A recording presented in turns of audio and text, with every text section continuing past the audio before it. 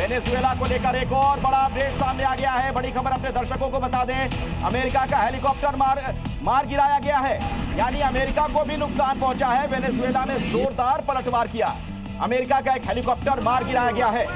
America के कई helicopter इस इलाके में उड़ान भर रहे हैं, हमले कर रहे हैं। इस बीच अमेरिका के एक हेलीकॉप्टर को टारगेट किया गया है और उसे मार गिराया गया है, यानी वेनेजुएला ने भी जोरदार पलटवार किया है।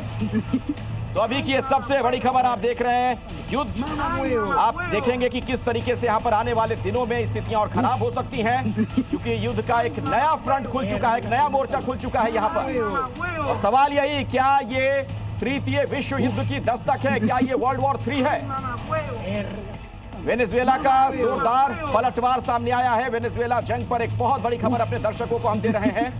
अमेरिका का एक हेलीकॉप्टर मार गिराया गया है, सूत्रों के हवाले से ये बहुत बड़ी खबर सामने आ रही है।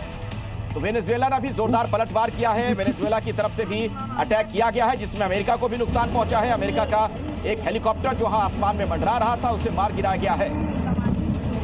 और लगातार वहां से ये आवाजें भी आप सुन पा रहे हैं, जो धमाके हो रहे हैं, जो बम गिराए गए थे, उसके बाद किस तरीके के हालात उस पूरे इलाके में बने हुए हैं।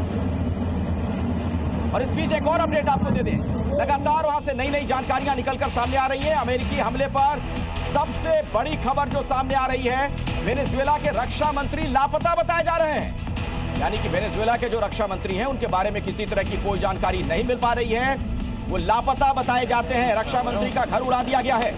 यूएस ने जो हमला किया, रक्षा मंत्री के घर को वहां पर टारगेट किया गया था, उनका घर उड़ा दिया गया था, और अब वो लापता बताए जा रहे हैं, उनके बारे में कोई जानकारी नहीं मिल पा रही है।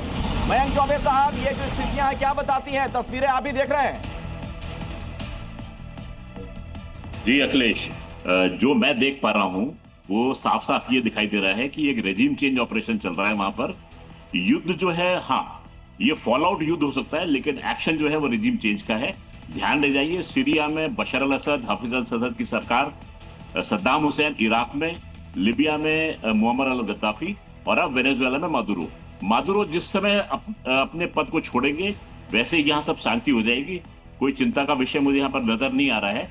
नहीं, एक बात तो कही जा रही है मयंक जी, एक बात ये कही जा रही है, चूंकि वेनेजुएला के पीछे रूस भी है, उसके पीछे चीन भी है, ईरान के ड्रोन उस इलाके में अलर्ट मोड पर है, ये खबर आ रही है, तो कहीं ऐसा तो नहीं कि ये किसी विश्व युद्ध की आहट हो?